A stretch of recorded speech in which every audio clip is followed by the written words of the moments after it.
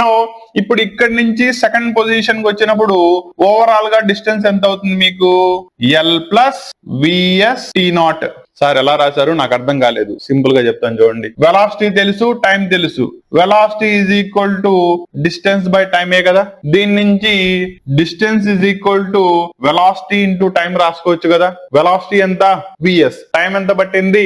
Tea naught. ఇప్పుడు ఈ second position నుంచి సోర్స్ ఒక క్రస్ట్ ని రిలీజ్ చేసింది అనుకుందాం. నో దాన్ని వినడానికి టైం ఎంత పడుతుంది? It is nothing but T2. కరెక్టేనా?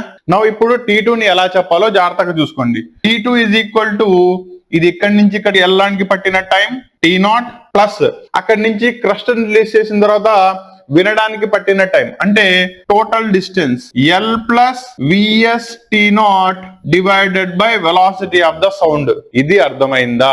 ఇది గనక అర్థమైనట్టయితే దీని తర్వాత వచ్చే టైం పీరియడ్స్ అన్ని మీరు ఈజీగా రాసేయచ్చు. మళ్ళీ చెప్తున్నాను, జాగ్రత్తగా చూడండి.